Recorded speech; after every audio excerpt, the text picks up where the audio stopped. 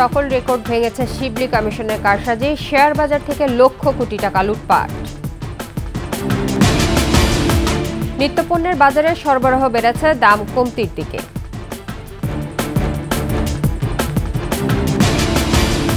জুলাই আন্দোলনে ৩২ শিশুসহ ৬৫০ জন নিহত, জাতিসংঘের প্রতিবেদন। গুম ও বিচার বহির্ভূত হত্যার অভিযোগ।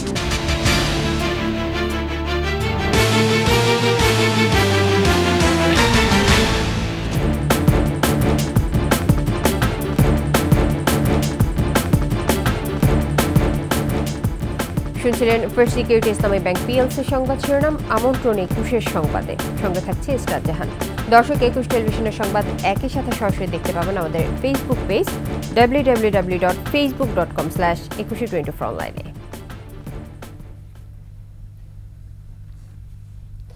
কারসাজি আর অনিয়মে পুঁজিবাজারকে ডুবিয়ে অবশেষে বিদায় নিয়েছে শিবলি রুবায়েত কমিশন। এমন নজিরবিহীন জাল জালিয়াতি অতীতে কোনো কমিশন করেনি বলে অভিযোগ বাজার বিশ্লেষকদের। শিবলি রুবায়েতের আমলের সব কারসাজি তদন্তের পরামর্শ তাদের। মেহেদী হাসানের রিপোর্ট। হাইরুল কমিশনের নানা বিতর্কিত কর্মকাণ্ডে যখন বিপর্যস্ত পুঁজিবাজার, ঠিক সেই সময় ২০২০ সালের ১৭ মে পুঁজিবাজার নিয়ন্ত্রক সংস্থা Bangladesh securities and exchange commission বিএসইসির চেয়ারম্যান হিসেবে দায়িত্ব নেন অধ্যাপক শিবলি রুবায়েতুল ইসলাম। সাথে যোগ দেন আরও ৪ কমিশনার। শুরুতে এই কমিশনের নেওয়া কিছু পদক্ষেপ বিনিয়োগকারীদের মাঝে আশার সঞ্চার করেছিল, তবে সে আশা হতাশায় রূপ নিতে বেশি সময় লাগেনি। কৃত্রিমভাবে বাজার চাঙ্গা করতে প্রত্যক্ষ ও পরোক্ষভাবে আনুকূল্য দেওয়ার অভিযোগ উঠে কথিত বড় বিনিয়োগকারী সমবায় কর্মকর্তা আবুল খায়ের হিরু এবং তার সহযোগীদের। বেশ কিছু কারসাজির ঘটনায় তাদের জরিমানা করা হলেও তাদের মুনাফা ছিল তার চাইতে শতগুণ বেশি। শিবলি রুবায়েতের প্রশ্রয়ে এ চক্র কারসাজি করে একের পর এক কোম্পানির শেয়ারের দাম অস্বাভাবিকভাবে বাড়িয়ে মুনাফা তুলে নেয়।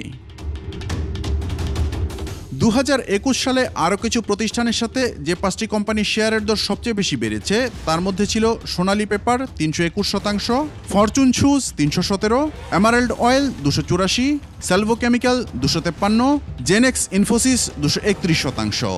২০২২ সালে সবচেয়ে বেশি দর বেড়েছিল Orion infusion ৫০৭%, Imam button industries ৪০০, sea pearl ৩১৭, মেঘনা কন্ডেন্স মিল্ক ১৮৩ ও জুট স্পিনার্স ১৭৪%। ২০২৩ সালে সবচেয়ে বেশি বেড়েছিল Khan brothers woven PP industries ৬৮৬%, legacy footwear ৩৩৮, Khulna printing and packaging ২২৩, RN spinning mills ১৬১ ও ফাইন ফুডস ১৩৪%। সর্বশেষ এবছর জানুয়ারি থেকে জুন সময়ে Bangladesh monospool paper manufacturing ১৪৬%, Tofika ফুডসের ১২৮, পেপার প্রসেসিং অ্যান্ড প্যাকেজিংয়ের ১১৮% শেয়ারের দর বেড়েছে। এগুলো অধিকাংশই দুর্বল ও রুগ্ন কোম্পানি, কিন্তু কমিশনের প্রচ্ছন্ন সমর্থন থাকায় তেমন ব্যবস্থা নেওয়া হয়নি। বিশ্লেষকরা বলছেন এর আগে কোনো কমিশনের এভাবে সরাসরি জালিয়াতিতে জড়ানোর নজির নেই। একটা কমিশনকে সম্পূর্ণ রাজনৈতিক বিবেচনায় নিয়োগ করা হয়, তখন সেই লোকগুলোর কাছ থেকে আপনি কি আশা করতে পারেন? অনেকেই কাছে শুনেছি যে সততার অভাব ছিল কমিশনে, যতদিন উনি ছিলেন চরমভাবে ম্যানিপুলেশন চলেছে, ছোট ছোট শেয়ার নেই বিশেষ করে। তো সেটা উনি ব্যর্থ হয়েছেন কন্ট্রোল করতে, বা কোনো ব্যর্থ মানে কন্ট্রোল করার চেষ্টা করেছেন কিনা সেটাও আমি জানি না। এদিকে শিবলি রুবায়েত কমিশনের আমলে কারসাজি তদন্তের অনেক ঘটনাই গোপন রাখা হয়, এমনকি বিএসইসিতে সাংবাদিক প্রবেশও নানা কড়াকড়ি আরোপ করা হয়। সম্পদ ব্যবস্থাপনা প্রতিষ্ঠান ইউএসএফ অ্যাসেট ম্যানেজমেন্ট ও অ্যালায়েন্স ক্যাপিটালের বিরুদ্ধে ইউনিট হোল্ডারদের অর্থ তছরূপের অভিযোগ থাকলেও নেওয়া হয়নি কোনো ব্যবস্থা। রিংস অ্যান্ড টেক্সটাইলের প্লেসমেন্ট জালিয়াতির ঘটনা উদ্ঘাটিত হলেও এ বিষয়ে নীরব ছিল শিবলি কমিশন। এছাড়া রুগ্ন ও দুর্বল কোম্পানির পর্ষদ পুনর্গঠনের নামেও হয়েছে নানা জালিয়াতি। কমিশনের সঙ্গে যারা মার্কেট প্লেয়ার তাদের একটা দূরত্ব থাকা উচিত, কিন্তু উনি যখন মার্কেট প্লেয়ারদেরকে নিয়ে ভ্রমণে বেরিয়েছেন, একটা পিকনিক টাইপের একটা বনভোজনের মতো উনি বেরিয়ে গেছেন বিভিন্ন দেশে, এবং সেখানে বিদেশি খুব কমই ছিল। এদিকে organized crime and corruption reporting project OCCRPর প্রতিবেদনে নাম এসেছে শিবলি রুবায়েতের। $1 মিলিয়ন জালিয়াতির সঙ্গে যুক্ত একটি ব্যাংক হিসাব থেকে শিবলি রুবায়েতের কাছে অ্যাকাউন্টে অর্থ এসেছে দাবি করা হয়েছে এই প্রতিবেদনে। আন্তর্জাতিক কাগজে সংস্থা মানে যে অর্গানাইজেশন যেগুলো, সেখান থেকেও কিন্তু ওনার বিরুদ্ধে অনেক অভিযোগ করা হয়েছে। তো সেগুলোর কোনো আমার মনে হয় সেগুলো কোনো তদন্তও হয়নি, বাংলাদেশে কিছুই হয়নি। গত 10 আগস্ট রাতে পদত্যাগ করেন শিবলি রুবায়েতুল ইসলাম। এ ব্যাপারে কথা বলতে তার সাথে একাধিকবার যোগাযোগ করা হলেও সাড়া দেননি তিনি। মেহেদি হাসান, 21 টেলিভিশন, ঢাকা। রাজনৈতিক উথাল পাথালের পর স্বাভাবিক হয়ে এসেছে বাজার, বেড়েছে সরবরাহ। ব্যবসায়ীরা বলছেন কোনো কোনো নিত্যপণ্যের যোগান চাহিদার চেয়েও বেশি। চাঁদাবাজি না থাকায় পণ্যের দামও পাইকারি বাজারে কমতির দিকে। রাতের কারণ বাজার ঘুরে এসে জানাচ্ছেন মাহতাব মিনহাজ। রাতের কারওয়ান বাজার চলছে ব্যবসায়ীদের কর্মযজ্ঞ। দেশের বিভিন্ন মোকাম থেকে আসছে নানা পণ্য। রাত বাড়ার সঙ্গে সঙ্গে বাড়ছে কর্মতৎপরতাও। রাজনৈতিক পট পরিবর্তনের পর এখন অনেকটাই স্বাভাবিক বাজার, বেড়েছে সরবরাহ। পাইকারি ব্যবসায়ীরা বলছেন চাহিদার তুলনায় যোগান বেশি থাকায় পণ্যের মূল্য কমতির দিকে। আমদানি বর্তমানে একটু বেশি, রাজশাহী জেলার আমদানিও বেশি, এই কারণে আর পাইকারও নেই। বাজার আস্তে আস্তে একটু নিয়ন্ত্রণে আসতেছে, এটা ব্যবসায়ীদের জন্য ভালো। পথে বা বাজারে নেই চাঁদাবাজি। শিক্ষার্থীদের সক্রিয়তায় বেড়েছে নিরাপত্তা। কোনো চাঁদা নাই, কোনো কিছু নাই, এখন গাড়ি পুরো ক্লিয়ার। আর বাজারে আসলেও কোনো চাঁদা নাই, চাঁদাবাজি কম বা এইসব নেই। অবশ্যই এটার ইফেক্টটা পড়বে এই প্রোডাক্টের উপরে। বাজারের স্থিতির জন্য শিক্ষার্থীদের মনিটরিংকে সাধুবাদও জানান ব্যবসায়ীরা। ছাত্ররা আসার পরে তো আমার কাছে কেউ চাঁদা মাথাও চাই নাই, কোনো জয় জমেলা নাই, সোজা কথা। কারণ বাজার কোনো নাই, চাপড়াবাদ নাই, কোনো টেনশন নাই, ভালো আছে, সব লোক ভালো আছে। ছাত্ররা যেইভাবে কাজ করতেছে ওনাদের ধন্যবাদ। আগে ট্রাক প্রতি 600 টাকা দিতে হইতো মেবি, আর অন্য চাঁদা ছিল, এখন একবার ফ্রি। ছাত্র বলে গেছে যে চাঁদা দিলে দিবেন না। তবে সব পণ্যের সরবরাহ ঠিক থাকলেও ইলিশের সরবরাহ কম। ইলিশ মাছে অন্য মাছের দাম কমাই রাখে। ইলিশ মাছ আমদানি হলে অন্য মাছের আমরা চাহিদা দিয়ে কমাই রাখে, এবার ইলিশ মাছে নাই। বাজারের এমন অবস্থা অব্যাহত থাকলে খুচরা বাজারেও দ্রুত প্রভাব পড়বে বলে মনে করেন ব্যবসায়ীরা। মাহতাব মিনহাজ, 21 টেলিভিশন, ঢাকা। সংখ্যালঘু সম্প্রদায় সহিংসতার শিকার হয়ে থাকলে তা প্রতিরোধে ভারতের প্রধানমন্ত্রী নরেন্দ্র মোদীকে বাংলাদেশে সামরিক অভিযানের আহ্বান জানিয়েছেন বেঙ্গালুরুর এমএলএ রিজওয়ান আরশাদ। তার এই দাবিকে বাংলাদেশের সার্বভৌমত্বের প্রতি হুমকি হিসেবে দেখছেন বিভিন্ন শ্রেণী পেশার মানুষ। এতে দ্বিপক্ষীয় সম্পর্কে বিরূপ প্রভাব ফেলবে বলেও মনে করছেন তারা। বিস্তারিত জানাচ্ছেন শিউলি শবনম। ভারতের বেঙ্গালুরুর শিবাজীনগর আসনের জনপ্রতিনিধি রিজওয়ান আরশাদ। বিতর্কিত সব মন্তব্যের জন্য খোদ ভারতেই সমালোচিত এই আরশাদ।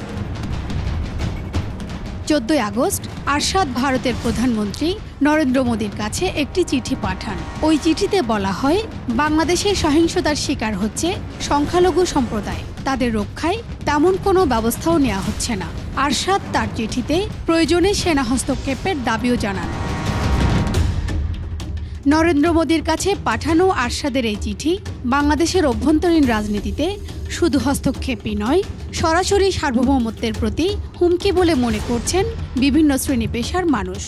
এই অভ্যন্তরীণ বিষয় বা ধর্ম নিয়ে একটা খেলা এইটা মোটেও উচিত হইতেছে না। আমাদের ভাই বোনদের সাথে যেরকম বন্ধুত্বপূর্ণ সম্পর্ক রয়েছে, এটা নষ্ট করার ওরা চেষ্টা করছে। এটা আসলে আমাদের দেশের জন্য খুবই ক্ষতিকর ব্যাপারটা।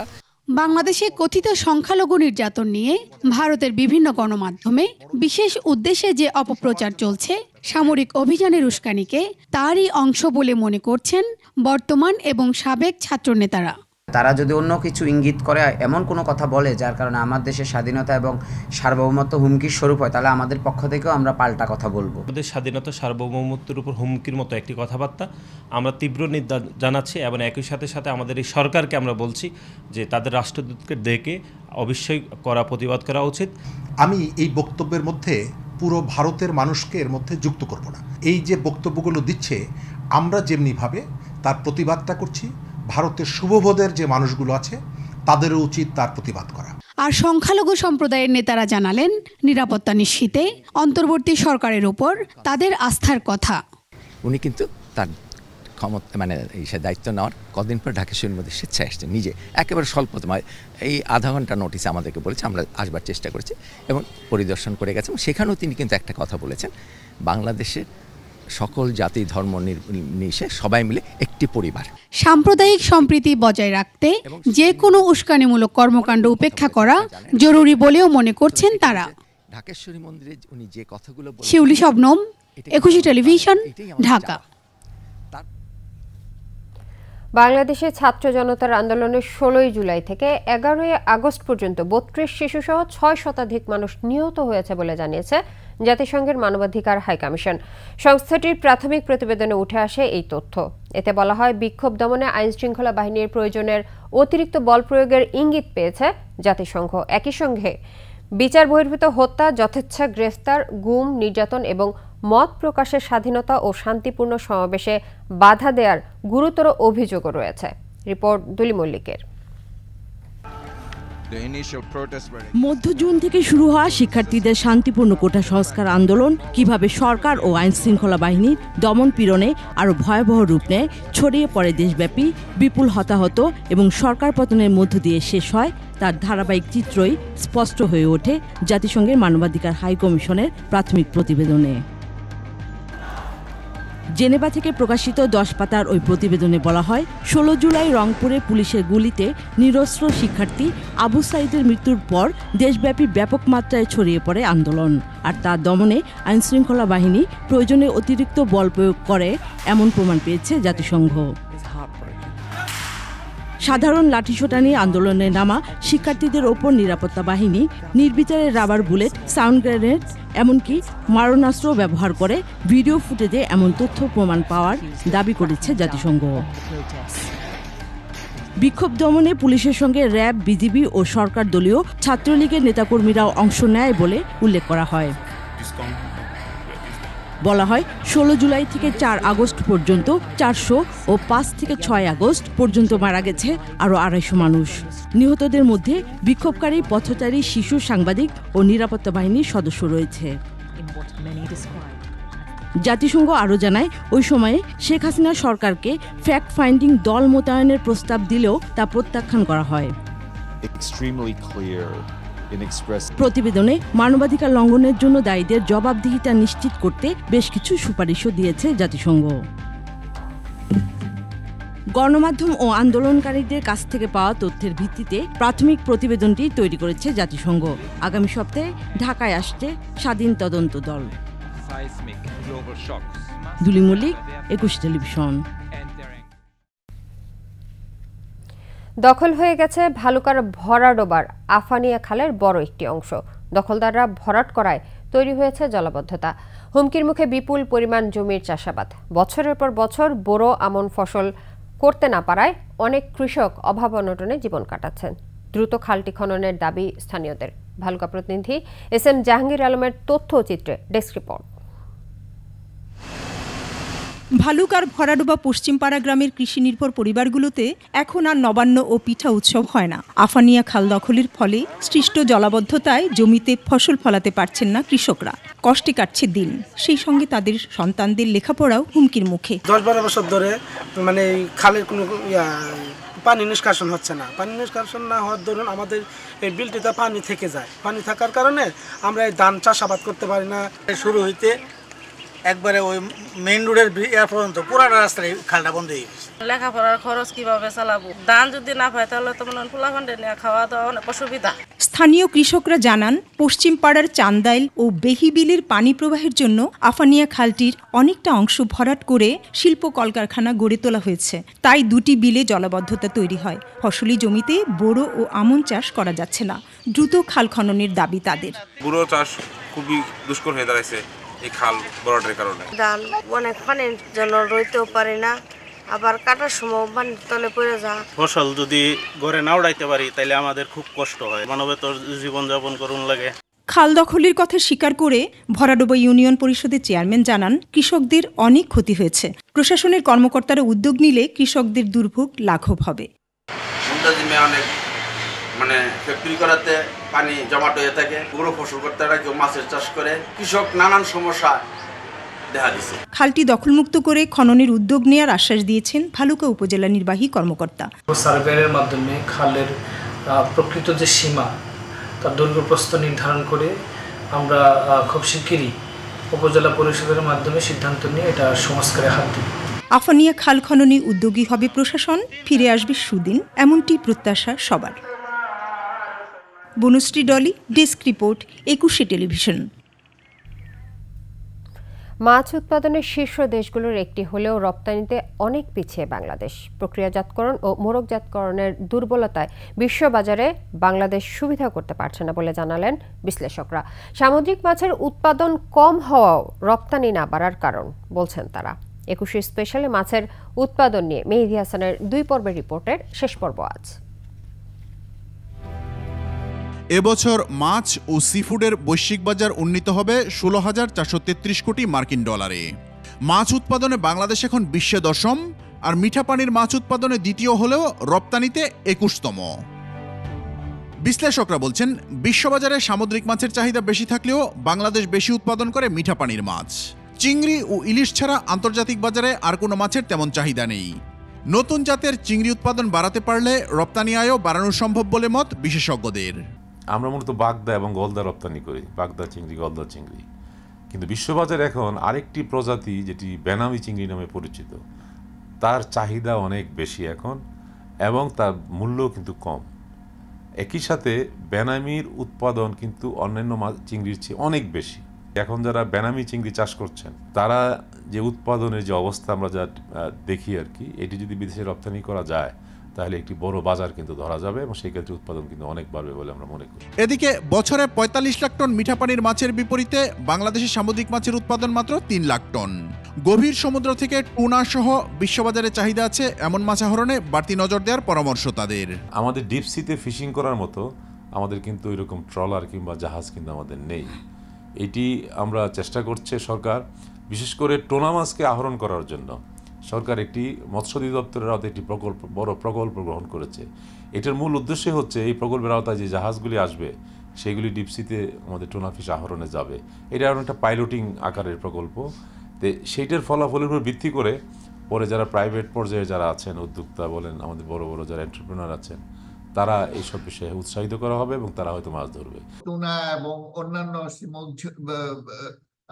ঝিনুক এবং অক্টোপাস ইত্যাদি ধরনের যে মাছের জাত, এগুলো যদি আমরা সমুদ্র থেকে আহরণ করতে পারি তাহলে আমাদের বৈদেশিক যে মুদ্রা আহরণ সেটা বাড়বে, কারণ আমাদের এক্সপোর্ট ডাইভার্সিফিকেশন হবে মৎস্যের ক্ষেত্রে।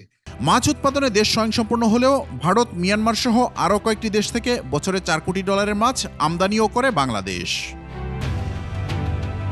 মেহেদী হাসান, ২১ টেলিভিশন, ঢাকা।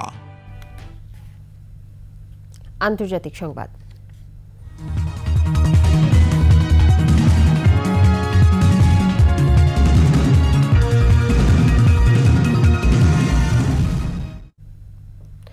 কলকাতার আরজিকর হাসপাতালে চিকিৎসক ধর্ষণ ও হত্যার ঘটনার প্রতিবাদে ভারত জুড়ে আজ ধর্মঘট পালন করছে দেশটির চিকিৎসকদের সংগঠন ইন্ডিয়ান মেডিকেল অ্যাসোসিয়েশন।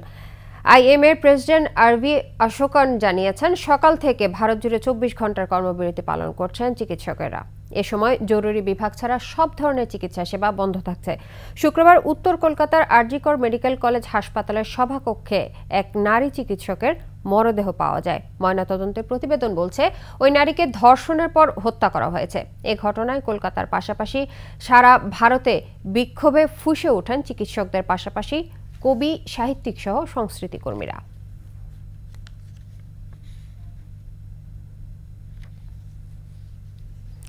থাইল্যান্ডের নতুন প্রধানমন্ত্রী হয়েছেন পেতংতার্ন সিনাওয়াত্রা।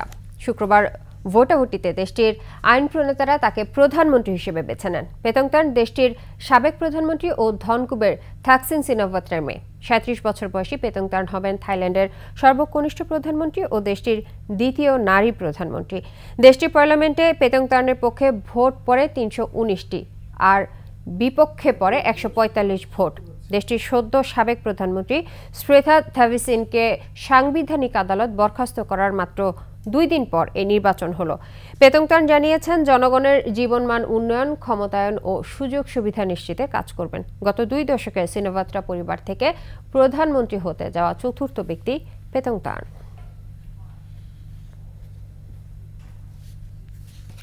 এর সাথে শেষ করছি ২১ সংবাদ। তবে যাবার আগে ফার্স্ট সিকিউরিটি ইসলামী ব্যাংক পিএলসি সংবাদ শিরোনামগুলো আরও একবার। সকল রেকর্ড ভেঙেছে শিবলি কমিশনের কারসাজি, শেয়ার বাজার থেকে লক্ষ কোটি টাকা লুটপাট। নিত্যপণ্যের বাজারে সরবরাহ বেড়েছে, দাম কমতির দিকে।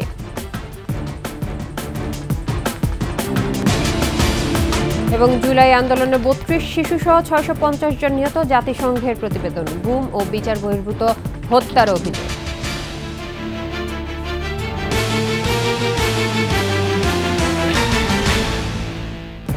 সর্বশেষ সংবাদ জানতে ডায়াল করুন 2021 নম্বরে, আর ভিজিট করুন 21-tv.com এই ওয়েবসাইটে। এছাড়াও ফেসবুকও ভিজিট করতে পারেন www.facebook.com/2124 অনলাইনে। এতক্ষণ সাথে থাকার জন্য ধন্যবাদ।